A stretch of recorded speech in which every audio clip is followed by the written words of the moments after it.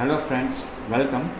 In this video I am going to discuss with you fragments in Android. Okay, so it is a very interesting topic and an important topic from the viewpoint of practical also. Fragments, as the name suggests, it is a small part or small code or small process, we can say. Yet process will be too far, but it is a small part of the activity, okay, or screen. So it is good to understand it and have knowledge of it, because it may be frequently useful while developing your Android application. Let's start. Fragments enable us to divide our activities into fully encapsulated reusable components, each with its own life cycle and user interface. देखिए यहाँ पे क्या कहा है कि fragments के द्वारा हम अपनी एक्टिविटी को अलग अलग पार्ट्स में विभाजित कर सकते हैं. एक्चुअली जब हमारी एक्टिविटी रन होती है तो it runs as a whole activity और whole program, okay, whole program, और उसका एक लेआउट भी होता है. लेकिन कुछ ऐसी परिस्थितियाँ होंगी या कुछ ऐसी सिचुएशंस होती है जहाँ पे आपको आपकी एक्टिविटी में फ्रिक्वेंटली कुछ पार्ट्स उसके मॉडिफाई करने हैं. जैसे कि हम बात करें स्क्रीन की, तो आपकी एक स्क्रीन है जो आपकी एक्टिविटी से जुड़ी है. अब उस स्क्रीन में आपको बार बार थोड़ा सा पार्ट, उसका पूरी स्क्रीन का एक थोड़ा सा हिस्सा आपको कई बार मॉडिफाई करने की आवश्यकता पड़ रही है. तो हर बार आप क्या करोगे कि भाई अगर ऐसी कोई परिस्थिति है तो आप पहले तो ये सोचोगे कि आप क्या करोगे बेसिकली, कि एक जैसी ही अलग अलग एक्टिविटीज़ बनाओगे. अब जितना पोर्शन उसका चेंज हो रहा है वो पोर्शन हर एक में अलग अलग रखोगे. फॉर एग्ज़ाम्पल ऐसी 3 सिचुएशंस है कि जो आपकी पूरी एक्टिविटी, फॉर एग्ज़ाम्पल आपका जो लेआउट है उसका जो हाफ पोर्शन है नीचे का, वो अलग अलग 3 स्वरूप में आ सकता है, पॉसिबिलिटी है. तो आप क्या करोगे, एक 3 लेआउट बनाओगे या 3 एक्टिविटीज़ बनाओगे. अब हर एक एक्टिविटी में एक स्वरूप, ओके. एक्चुअली आपने ये 3 एक्टिविटीज़ बनाई, लेकिन चेंज क्या हो रहा है, केवल वो हाफ लेआउट ही चेंज हो रहा है. एक की जगह दूसरा, दूसरी जगह पे तीसरा. 3 अलग अलग ऐसे छोटे छोटे पार्ट्स है कि जो आप अपने लेआउट में अलग अलग टाइम पे डिस्प्ले करना चाहते हो. इसके लिए आप अगर पूरा लेआउट बनाओगे और पूरी एक्टिविटी बनाओगे कोई दिक्कत नहीं है. बट जब बड़ी एप्लीकेशन, रियल टाइम एप्लीकेशन बनती है रियल लाइफ की, तो बन सकता है कि आपकी एक्टिविटी का कोड, उसकी प्रोसेसेस, उसकी मेमोरी थोड़ी बढ़ जाए. बट ऐसे सिचुएशंस में अगर हम थोड़ा लॉजिकली सोचें तो चेंज तो एक छोटा सा हिस्सा ही करना है, लेकिन उसके लिए हमें पूरी एक्टिविटी क्यों बनानी पड़े, क्यों पूरा लेआउट हम उसके लिए अलग से डिज़ाइन करें. तो ऐसे किस्सों में, ऐसी परिस्थितियों में जो विकल्प हमें दिया गया है, जो आंसर है हमारे पास, वो है फ्रेगमेंट्स. फ्रेगमेंट्स मतलब कि आपके लेआउट का कोई भी एक हिस्सा जो डायनेमिकली आप चेंज कर सकते हो. तो मैंने जो आपको अलग अलग सिचुएशंस कही, आपको अलग अलग परिस्थितियाँ कही, उसमें आपको ये फ्रेगमेंट्स यूज़फुल हो सकता है, क्योंकि डायनेमिकली भी आप क्लाइंट की कोई एक्शन के ऊपर या टाइमली आप अपने एक्टिविटी को मॉडिफाई कर सकते हो, उसके लेआउट को मॉडिफाई कर सकते हो by using this fragment. So fragment is one part of our activity, और it is a small process within activity. Additionally उसकी खुद की लाइफ साइकिल भी होती है, उसका खुद का लेआउट भी होता है. तो ये एक छोटा सा प्रोग्राम ही है कि जो हमारे एक्टिविटी के प्रोग्राम के अंदर रन हो रहा है. तो program within a program we can say, वो खुद की लाइफ साइकिल भी उसकी होती है, उसका एक इंडिपेंडेंट स्वतंत्र लेआउट भी होता है. Okay, each fragment is an independent module that is tightly bound to the activity. अब है तो वो एक्टिविटी के अंदर, तो जिस एक्टिविटी में आप उसको डिस्प्ले कर रहे हो, ऐसा नहीं है कि एक फ्रेगमेंट एक ही एक्टिविटी में आएगा एक फ्रेगमेंट आप बहुत सारी एक्टिविटीज़ में यूज़ कर सकते हो, जैसे कि एक फंक्शन यूज़ करते हो उसी तरह से, सॉरी फंक्शन नहीं बट जैसे एक लेआउट को आप कहीं भी यूज़ कर सकते हो, उसी तरह से फ्रेगमेंट को भी अलग से डिफाइन करके एक्टिविटी में जहाँ जिस एक्टिविटी में ज़रूरत पड़े आप उसको यूज़ कर सकते हो। वो हम प्रैक्टिकली देखेंगे तब आपको पता चलेगा। लेकिन जब आप एक्टिविटी को डिज़ाइन करते हो लेआउट को, तो आपको जिस जगह पे वो रखना है वहाँ पे मेंशन कर देना है कि यहाँ पे एक फ्रेगमेंट आएगा। जिस एक्टिविटी में फ्रेगमेंट की आवश्यकता है वहाँ पे आपको मेंशन करना है लेआउट में कि यहाँ पे एक फ्रेगमेंट आएगा।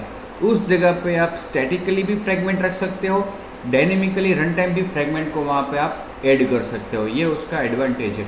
तो एक फ्रेगमेंट बहुत सारी एक्टिविटीज़ में यूज़ हो सकता है, एक एक्टिविटी में भी एक से ज़्यादा फ्रेगमेंट्स यूज़ हो सकते हैं। This are the dynamic parts, we can say this are the dynamic parts of the activity. और उसका लेआउट भी होगा तो क्लाइंट इंटरेक्ट भी कर सकता है, उसके साथ इंटरेक्ट करेगा तो हम रिस्पॉन्स भी क्रिएट कर सकते हैं अपनी एक्टिविटी से।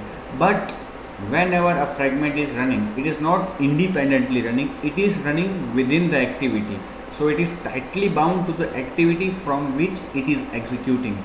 जिस एक्टिविटी में से अभी वो रन हो रहा है उससे वो टाइटली जुड़ा हुआ है।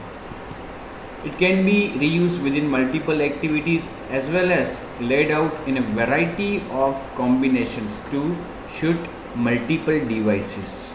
उसको हम अलग अलग कॉम्बिनेशंस में भी क्रिएट कर सकते हैं, वैरायटी ऑफ कॉम्बिनेशंस, जिससे वो अलग अलग डिवाइस में शूट हो।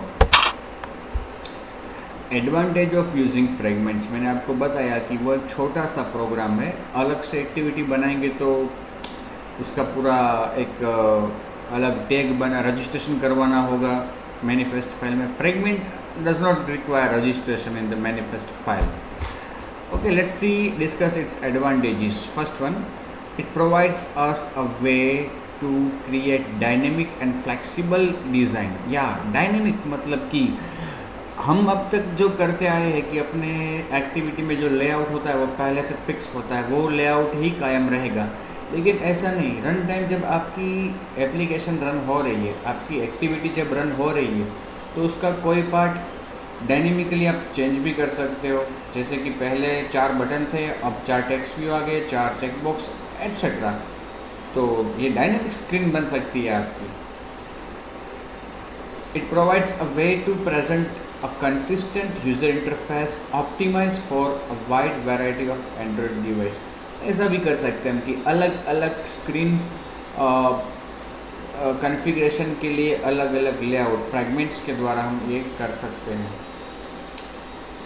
Using fragments will drastically improve the flexibility of your user interface and make it easier for us to adapt our user experience for a new device configuration। हम अपनी application का जो परफॉर्मेंस है वो improve कर सकते हैं, यूज़र इंटरफेस इम्प्रूव कर सकते हैं और क्लाइंट के लिए थोड़ा यूज़र फ्रेंडली या ज़्यादा ईजियर कर सकते हैं और किसी भी नए डिवाइस कॉन्फ़िगरेशन में भी इजीली अपनी एप्लीकेशन को हम अडेप्ट कर सकते हैं। तो ये था उसका एडवांटेज। और मैंने भी आपको बताया कि पूरी एक्टिविटी आप डिफाइन करोगे अलग, it will require to be registered in the manifest file, but fragments are not required to be registered, so they are easily usable, okay, and they can be used in multiple activities within your application, so they are beneficial। creating new fragments, आइए अब बात करते हैं कि ये fragments को बनाया कैसे जाता है। तो जैसा कि हमने अब तक देखा है, and we are used to use Java programming language, so किसी भी नई चीज़ को बनाने के लिए एक क्लास बनाना पड़ता है कि जो प्री डिफाइन किसी क्लास को एक्सटेंड करता है या इंटरफेस को इम्प्लीमेंट करता है। तो अगर आपको फ्रेगमेंट बनाना है, एंड्रॉयड में फ्रेगमेंट बनाना है, so there is a class available in Android SDK fragment. Okay, to create a fragment we need to extend this class and override its few methods. There are many methods of fragment class. As I told you earlier, it has a well-defined life cycle also. So when there is a life cycle, I have told you earlier that there are multiple methods. There may be many methods which are executed or called at different time during transition of the particular component from one state to another state or may be called periodically also. So इस तरह की बहुत सारी methods होती है life cycle में, जिसे हम लाइफ साइकिल कॉलबैक्स भी कहते हैं. तो फ्रेगमेंट के केस में भी ऐसा ही है. ये भी एक क्लास है कि जिसको हम एक्सटेंड करेंगे और उसकी कुछ मेथड्स है कि जिसको हम ओवरराइड करेंगे. जैसे कि यहाँ पे एक मेथड को ओवरराइड किया गया है ऑन क्रिएट व्यू. ठीक है, तो इसको हम डिफाइन, जैसे एक्टिविटी में हम डिफाइन करते हैं on create method, by default आ ही जाती है. उसी तरह से फ्रेगमेंट में भी ऑन क्रिएट व्यू मेथड है कि जो फ्रेगमेंट जब रन हो तो स्क्रीन पे क्या आना चाहिए, कौन सी जगह पे वो एक्टिविटी तय करेगी, क्योंकि उसके लेआउट में हमने लिखा होगा कि यहाँ पे फ्रेगमेंट आना चाहिए, उस जगह पे ये फ्रेगमेंट का लेआउट व्यू होगा. ओके, तो ये तो केवल एक मेथड है. एक से ज़्यादा मेथड्स भी हम ओवरराइड कर सकते हैं, लेकिन बेसिकली जो प्राइमरी मेथड है वो ये है on create view. While creating fragment, we can assign a user interface to it. It is possible to create fragment that does not include any user interface, but instead it provides background behavior for an activity. ये तो हमने activity के वक्त भी discuss किया था कि हम एक्टिविटी को भी बनाते वक्त ऐसा कर सकते हैं कि उसके साथ किसी लेआउट को एसोसिएट करें, या फिर लेआउट ना हो ऐसी भी एक्टिविटीज़ हो सकती है. जब कोई एक्टिविटी ऐसी हो कि जिसको स्क्रीन पे कुछ डिस्प्ले नहीं करना है, केवल बैकग्राउंड में टास्क परफॉर्म करना है, तो ऐसी एक्टिविटी में कोई लेआउट नहीं भी हो सकता है. उसी तरह से फ्रेगमेंट अगर आपका ऐसा है कि जो बैकग्राउंड में कोई टास्क परफॉर्म करता है और स्क्रीन पे बताने के लिए उसके पास कुछ नहीं है, तो उस फ्रेगमेंट में भी हम कोई लेआउट नहीं रखेंगे. ओके, बट हो सकता है. If a fragment doesn't require a user interface, then override the on create view and return null, otherwise return the layout resource. देखो, ये हमारी एप्लीकेशन और हमारी नीड के अनुसार हमें करना है कि अगर आपके फ्रेगमेंट में से आपको कोई लेआउट व्यू करवाना है, तो आप ऑन क्रिएट व्यू को ओवरराइड तो करोगे ही. उसमें से आपको देखो लास्ट में इन्फ्लेटर डॉट इन्फ्लेट लिखा है, और वो इन्फ्लेटर हमें लेआउट इन्फ्लेटर यहाँ पे मिल रहा है एज ए आर्ग्यूमेंट. बहुत बार हमने इसका यूज़ भी किया है. आपको शायद याद हो, जब हमने कस्टम टोस्ट बनाया था, जब हमने कस्टम डायलॉग बनाया, तब हमने लेआउट इन्फ्लेटर का यूज़ किया था. ओके, फिर कस्टम लिस्ट व्यू में भी किया था. तो वो यहाँ पे एक्चुअली बिल्ट इन हमें रेडीमेड मिल रहा है इन्फ्लेटर डॉट इन्फ्लेट. अब आपको अगर यहाँ से कोई लेआउट शो करवाना है फ्रेगमेंट में से, तो उस लेआउट को यहाँ से इन्फ्लेट करवाओ, अदरवाइज यहाँ पे नल पास कर दो. ओके, लेआउट शो करना है तो उसका यहाँ पे ये रेफरेंस आएगा, otherwise null.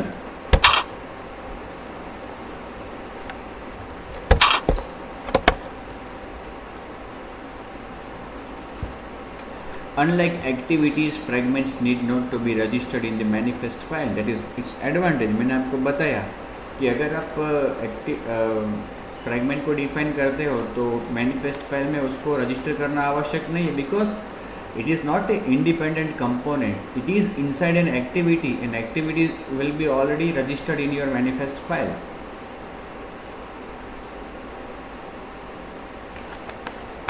To use fragments, our activity must extend fragment activity class.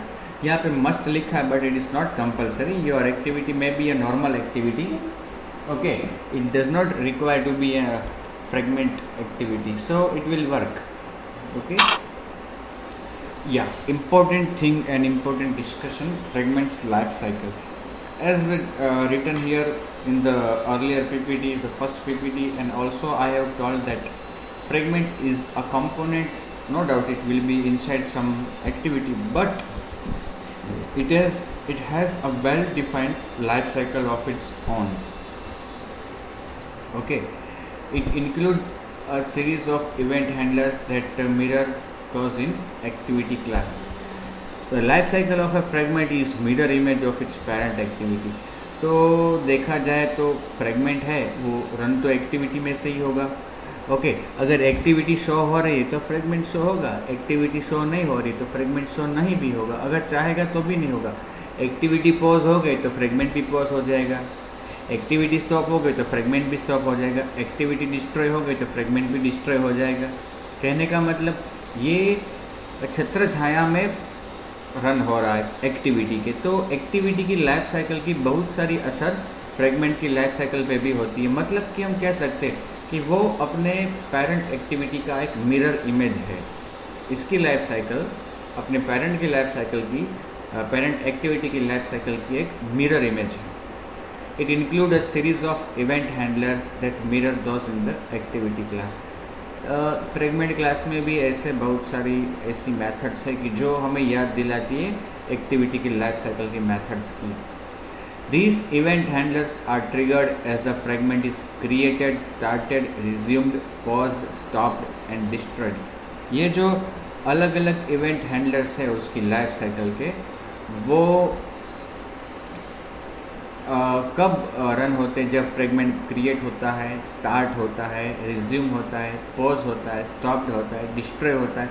ऐसे अलग अलग इवेंट हैंडलर्स है या एक कॉल बैक्स है कि जो फ्रेगमेंट की लाइफ साइकिल के दौरान अलग अलग समय पे कॉल होते हैं। In addition fragments also include other callbacks that signal binding and unbinding the fragment from its parent activity. Life cycle methods के अलावा कुछ ऐसी भी मेथड्स है फ्रेगमेंट में कि जो उसके पेरेंट से उसको जोड़ने पर या रिमूव करने पर, क्योंकि देखो ऐसा नहीं है कि फ्रेगमेंट एक बार एक्टिविटी में आ गया तो वो उसी में रहेगा, उसकी जगह पे कोई और फ्रेगमेंट भी आ सकता है। एक्टिविटी बनाते वक्त हम केवल ये कहेंगे कि यहाँ पे फ्रेगमेंट आएगा, फिर वहाँ पे कोई भी फ्रेगमेंट आ सकता है। एक फ्रेगमेंट डिस्प्ले किया, उसकी जगह पे रिमूव करके दूसरा भी आ सकता है, रिप्लेस करके तीसरा भी आ सकता है, तो it is quite possible. Okay, तो फ्रेगमेंट का एक्टिविटी से अटैच होना वो भी एक किस्सा है, वो भी एक घटना है, और अलग पढ़ना वो भी एक किस्सा है, वो भी एक घटना है। तो उसके लिए भी मेथड्स है हमारे पास। मतलब कि जब हमारा फ्रेगमेंट किसी एक्टिविटी से अटैच हो तो हम कुछ कोड एग्जीक्यूट करना चाहते हैं तो हमारे पास उसके भी इवेंट हैंडलर है, और जब डिटैच हो तब अगर हम कुछ करना चाहें तो उसके लिए भी हमारे पास कॉलबैक्स या इवेंट हैंडलर्स है। सी, it is the diagram of fragment life cycle, very understandable. okay, सबसे पहले जब फ्रेगमेंट क्रिएट होता है तो ऑन अटैच मतलब कि एक्टिविटी के साथ उसका अटैचमेंट हुआ, तब तक तो वो केवल पड़ा है सेकेंडरी मेमोरी में, बट जब उसको अटैच किया गया, बुलाया गया एक्टिविटी में, तब ये घटना घटेगी ऑन अटैच। वो किस में अटैच हुआ? एक्टिविटी में। फिर वो होगा ऑन क्रिएट मतलब कि इनिशियलाइजेशन। फिर होगा ऑन क्रिएट व्यू, मतलब कि अब उसका लेआउट अगर कोई है तो वो दिखाई देगा एक्टिविटी के लेआउट में कहीं पे, इंडिपेंडेंटली नहीं, एक्टिविटी के लेआउट में। और फिर आगे बढ़ के fragment on activity created, fragment activity में क्रिएट हुआ तब ये मेथड कॉल होगी। इतना होने तक अभी तक फ्रेगमेंट विजिबल नहीं है। ओके, इतना होने तक फ्रेगमेंट विजिबल नहीं है। अब आगे बढ़ता है फ्रेगमेंट डॉट ऑन स्टार्ट। तो जैसे कि हमने देखा था कि एक्टिविटी में भी ऑन स्टार्ट होता है जब एक्टिविटी दिखने की शुरुआत होती है। ओके, विजिबल लाइफ टाइम जिसे हमने कहा था ऑन स्टार्ट से ऑन स्टॉप, यहाँ पे भी ऑन स्टार्ट है। अब फ्रेगमेंट दिखाई दे रहा है और एक्टिव नहीं है, वो दिखाई दे रहा है, और फिर आगे उसमें कॉल होगी ऑन रिज्यूम। एक्टिविटी में भी थी ऑन रिज्यूम, जब ऑन रिज्यूम कॉल होती है तब उसकी एक्टिव लाइफ की शुरुआत होती है एक्टिविटी की। तो यहाँ पे भी ऐसा ही है, फ्रेगमेंट की एक्टिव लाइफ शुरू होगी ऑन रिज्यूम से और ख़त्म होगी ऑन पॉज में, जैसा एक्टिविटी में था। रिज्यूम और pause, active life time for activity, और जो उसकी विजिबल लाइफ टाइम थी वो स्टार्ट से लेकर स्टॉप।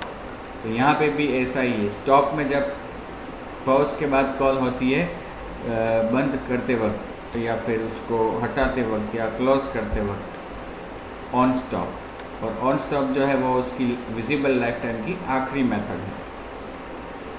फिर ऑन डिस्ट्रॉय व्यू, अब फ्रेगमेंट का जो व्यू है जो शो हो रहा है वो डिस्ट्रॉय होगा, तब कॉल होगी ऑन डिस्ट्रॉय व्यू। फिर ऑन डिस्ट्रॉय मतलब फ्रेगमेंट का व्यू डिस्ट्रॉय हो गया, अब वो डिस्ट्रॉय हो रहा है। और फिर ऑन डिटैच मतलब कि एक्टिविटी से वो अब अलग पड़ रहा है। तो ये उसकी लाइफ साइकिल की सभी इम्पोर्टेंट मेथड्स है कि जो अलग अलग समय के अनुसार कॉल होती है। 11 मेथड्स है, 1 2 3 4 5 6 7 8 9 10 11, okay. 11 methods are there: on attach, on create view, on activity created, on start, on resume, on pause, on stop, on destroy view, on destroy, on detach. सो आइए हम अभी बात करते हैं इन मेथड्स के बारे में। Fragment life cycle methods. During the life cycle of A fragment it makes many state transitions. वो तो एक्टिविटी में भी होता था, एक स्टेट में से दूसरे स्टेट में ट्रांजिट होना, ओके, स्टेट ट्रांजिशन जिसे हम कहते हैं। And as a result methods from the following are invoked at different times. All the methods are shown here: on attach, on create view, on activity created, on start, on resume, on pause, on stop, on save instance state, on destroy view, on destroy, on detach. Save instance state इसमें नहीं आएगी, वो यहाँ गलती से लिखी है। Actually save instance state will not be here.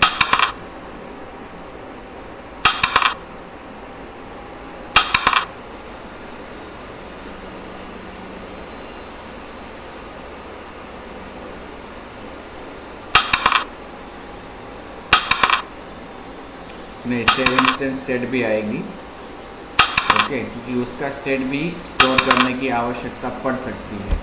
तो ये सही है, सेव इंस्टेंस स्टेट भी उसका होगा। On attach, it is called when the fragment is attach to its parent activity. और वो जो पेरेंट एक्टिविटी है जिससे ये अटैच हुई है वो एज ए रेफरेंस यहाँ पे पास भी होता है। On create bundle, it is called when the fragment is created. जब फ्रेगमेंट का ऑब्जेक्ट क्रिएट होता है तब ये ऑन क्रिएट मेथड कॉल होती है। On create view, it is called once the fragment has been created and it is ready to create its user interface. जब fragment का ऑब्जेक्ट एक बार बन जाता है, फिर जब वो रेडी हो जाता है अपने व्यू को डिस्प्ले करने के लिए, तब ये मेथड कॉल होती है, ओके, ऑन क्रिएट व्यू। और यहीं से हम डिस्प्ले करते हैं अपने इस इंटरफेस को, layout. On activity created, it is called once the parent activity and the fragments UI have been created. कब ये कॉल होती है कि जब पेरेंट एक्टिविटी क्रिएट हो जाए और फ्रेगमेंट का यूज़र इंटरफेस भी क्रिएट हो जाए, उसके बाद ये मेथड कॉल होती है ऑन एक्टिविटी क्रिएटेड। और इसमें रेफरेंस पास होता है बंडल का object. On start, it is called at the starting of the visible lifetime. On resume, it is called at the starting of the active lifetime. Or on pause, it is called at the end of the active lifetime. उसी तरह से on save instance state, active life time के पूरे होने के बाद, on pause के बाद, on stop से पहले on save instance state method call होती है, जिसमें हम उसका स्टेट स्टोर कर सकते हैं, सेव कर सकते हैं। On stop, it is called at the end of visible life time. जैसे उसका दिखना बंद हुआ तब ये कॉल होती है on stop. On destroy view, it is called when the fragment's view has been detach. Fragment में से जो हम शो कर रहे थे वो डिटैच होने के बाद, मतलब कि एक्टिविटी से वो डिटैच होने के बाद ये मेथड अंत में कॉल होती है, सॉरी डिस्ट्रॉय व्यू। व्यू जब उसका फ्रेगमेंट का जो व्यू होता है वो फ्रेगमेंट से डिटैच होता है, मतलब कि वो गायब, मतलब स्क्रीन से वो रिमूव किया जाता है, तब ये मेथड कॉल होती है ऑन डिटैच व्यू। और अंत में on destroy called at the end of the full life time. Life time का इसकी ऑन क्रिएट से लेकर ऑन डिस्ट्रॉय, फ्रेगमेंट की लाइफ साइकिल की अंतिम मेथड हम कह सकते हैं कि ये डिस्ट्रॉय है, कि जो उसकी लाइफ टाइम के अंत में, लाइफ साइकिल के अंत में कॉल होती है। ऑन डिटैच, जब ये फ्रेगमेंट अपनी पेरेंट एक्टिविटी से डिटैच होता है, अलग पड़ता है, तब ये मेथड कॉल होती है on detach. So summarising all, fragment की लाइफ टाइम्स जो है वो भी हम 3 तरह से कैटेगराइज कर सकते हैं। Time at which a fragment is attach to the time it is detached, it goes through various state transitions. अलग अलग ट्रांजिशंस में से वो पसार होता है। Depending on this transitions, life time of fragment is categorised as full life time from on attach to on detach. ये जो पूरा साइकिल है ऑन अटैच से लेकर ऑन डिटैच, उसको उसका फुल लाइफ टाइम कह सकते हैं, या फिर ऑन क्रिएट से लेकर ऑन डिस्ट्रॉय को भी हम फुल लाइफ टाइम कह सकते हैं। Created life time on create to on destroy, on create से लेकर on destroy created life time. और visible life time on start से ऑन स्टॉप तक, ऑन क्रिएट व्यू से लेकर ऑन डिस्ट्रॉय व्यू तक। क्योंकि जब क्रिएट व्यू हो गया तो उसका व्यू दिखने लगेगा, और दिखने लगा तो उसका विजिबल लाइफ टाइम शुरू हो गया। कब तक? डिस्ट्रॉय नहीं होगा व्यू तब तक। देखिए destroy view,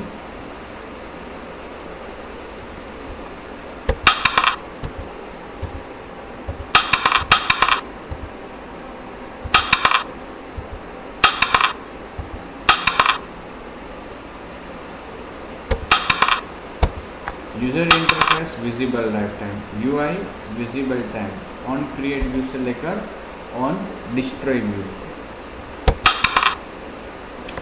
fragment states, fragment is tightly bound to the activity.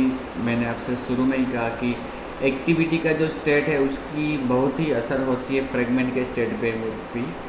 Activity का जो स्टेट है उसी स्टेट के आधार पे फ्रेगमेंट भी अपना स्टेट या उसका स्टेट बदल जाएगा। It is tightly bound to the activity to which it belongs. As a result, fragment state transitions are closely related to the corresponding activity state transitions. Fragments are active when the activity containing it is focused and in the foreground. Fragment का state जो है वो active कब होगा? जब वो activity की जिसमें फ्रेगमेंट को हमने प्लेस किया है वो एक्टिविटी जब रन होगी तब, अदरवाइज नहीं। Fragments are active when the activity containing it is focused and in the foreground. When an activity is paused or stopped, the fragment it contains are also paused and stopped. जब activity की जिसमें fragment हमने place किया है वो activity ही paused या stopped हो जाएगी तो फ्रेगमेंट भी स्टॉप या पॉज हो जाएगा, क्योंकि वो इंडिपेंडेंट नहीं है, वो एक्टिविटी के अंदर आया हुआ। When an activity becomes inactive, fragments also become inactive. When an activity is finally destroyed, each fragment in that activity will be destroyed. Whatever state of it, whatever it is doing, it will be destroyed. मतलब कि activity जब destroy होती है तो उसमें आया हुआ fragment भी, चाहे जो भी कर रहा हो, डिस्ट्रॉय हो जाएगा।